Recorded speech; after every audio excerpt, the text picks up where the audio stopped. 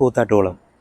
ഷെറിമോളുടെ ജീവന്റെ ജീവനായ പപ്പയും അമ്മയും, വീടും അവളുടെ പ്രിയപ്പെട്ട മുറിയും മുറ്റവും ടൗണിലെ കടകളും റോഡുകളും പിന്നെ പള്ളിയും എല്ലാം ഉള്ള സ്ഥലം. ഇപ്പൊ എനിക്കും ഈ സ്ഥലം പ്രിയപ്പെട്ടതാണ്.